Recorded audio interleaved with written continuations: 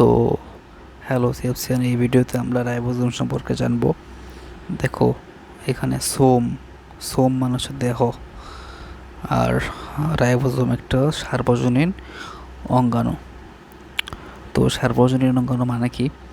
সার্বজনীন অঙ্গাণু মানে হচ্ছে এটা উদ্ভিদ কোষ, প্রাণী কোষ, আদি কোষ, প্রকৃত কোষ সব জায়গায় থাকবে।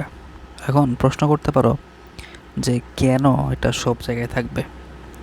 কারণ রাইবোজোমে, যেখানে রাইবোজোম সেখানে প্রোটিন, আর প্রোটিন হচ্ছে জীবনের ভাষা। অর্থাৎ প্রোটিন ছাড়া তোমার জীবদেহ চলবে না, সেটা ইউক্যারিওটিক হোক অথবা প্রোক্যারিওটিক। এটা বিভিন্ন সিগন্যাল প্রদান করে প্রোটিনের মাধ্যমে, মানে সকল কার্যকলাপ হয় প্রোটিনের মাধ্যমে, বুঝছো? এটা আস্তে আস্তে আরও বুঝবা। তো যেহেতু প্রোটিন লাগবেই, তাই রাইবোজোমও লাগবে। এই রাইবোজোমটা অনেক সময় তোমার এন্ডোপ্লাজমিক রেটিকুলামের গায়ে লেগে থাকতে পারে, অমসৃণ এন্ডোপ্লাজমিক রেটিকুলামের গায়ে। তো সেখানেও তারা প্রোটিন সংশ্লেষণ করতে পারে। সংশ্লেষণ করা মানে হচ্ছে উৎপাদন করা বা তৈরি করা, বুঝছো? সো এইটা হচ্ছে রাইবোজোমের কাজ। তো আমরা আরেকটু ধারণা নেই। দেখো, কেন রাইবোজোমে প্রোটিন সংশ্লেষণ হবে? প্রোটিন জিনিসটা কি? প্রোটিন হচ্ছে একটা পলিমার। পলিমার মানে কি? যখন সেম টাইপের ক্ষুদ্র ক্ষুদ্র অনেকগুলা কণা বা বস্তু একসাথে হয়ে কোনো বৃহৎ কণা গঠন করে, তখন সেই বৃহৎ কণাগুলোকে বলা হয় পলিমার, আর ছোটোগুলোকে বলা হয় মনোমার। তো প্রোটিনের ক্ষেত্রে মনোমার হচ্ছে অ্যামিনো অ্যাসিড। তো একটা অ্যামিনো অ্যাসিড আরেকটা অ্যামিনো অ্যাসিডের সাথে একটা বন্ডের মাধ্যমে যুক্ত হয়, যে বন্ডের নাম হচ্ছে পেপটাইড বন্ড। তো এরকম অনেকগুলা অ্যামিনো অ্যাসিড যখন যুক্ত হবে, অনেকগুলা পেপটাইড বন্ড গঠন হবে। তো পলি শব্দের অর্থ হচ্ছে বহু। তো এরকম বহু পেপটাইড বন্ডগুলোকে একসাথে বলা হয় পলিপেপটাইড। এবং এই চেইনটা যে হয়, এই চেইনটাকে বলা হয় পলিপেপটাইড চেইন, বুঝছো? তো এই পলিপেপটাইড চেইনগুলো আবার একটার সাথে আরেকটা যুক্ত হয়ে বৃহত্তম প্রোটিন গঠন করে। এই যে পলিপেপটাইড চেইন সংযোজন, এই সংযোজনটা মূলত রাইবোজোমে হয়, বুঝছো? তো এই কারণে রাইবোজোমে প্রোটিন সংশ্লেষণ হয়। তো এটা ছিল বেসিক ধারণা। এখন আমরা মূল পরে আসি। দেখো, উদ্ভিদ প্রাণী কোষে পাওয়া যায়। কেন পাওয়া যায় সেটা তো বুঝতেই পারছো। কারণ সবারই প্রোটিন প্রয়োজন।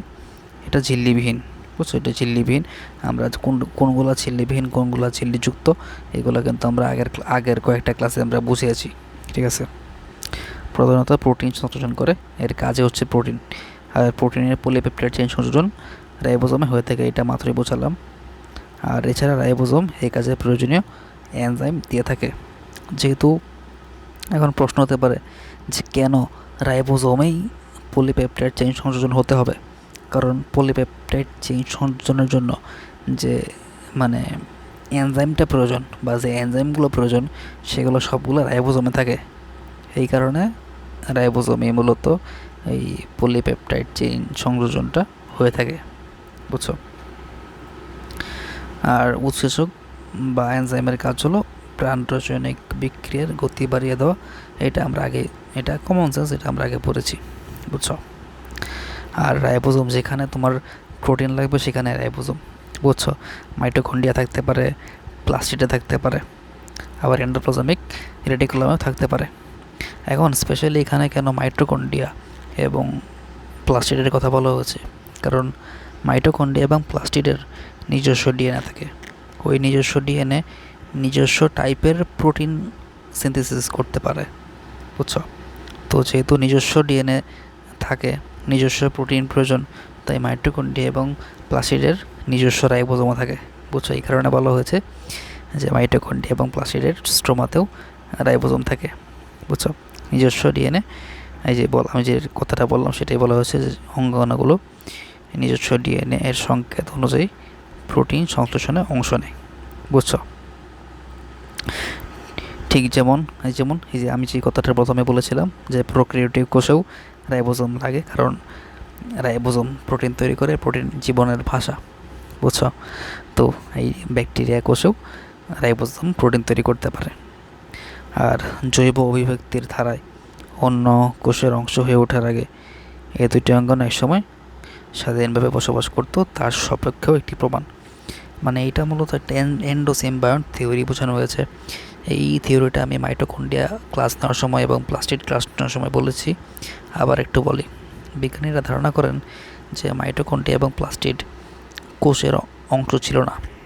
বিবর্তনীয় ইতিহাসের কোনো এক পর্যায়ে এই দুইটা অঙ্গাণু কোষের অংশ হয়ে গেছে। এখন বিজ্ঞানীরা কেন এটা ধারণা করলেন?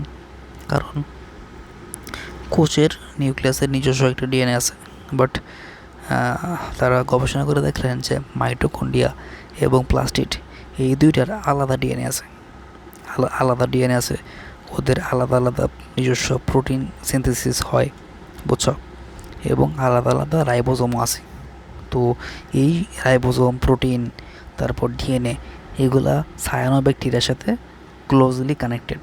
সায়ানোব্যাকটেরিয়া মানে হচ্ছে নীলাভ সবুজ শৈবাল, যেটা একটা প্রোক্যারিওটিক জীব। তো এই কারণে বিজ্ঞানীরা ধারণা করেন মাইটোকন্ড্রিয়া, প্লাস্টিড এগুলো হচ্ছে ব্যাকটেরিয়া ছিল।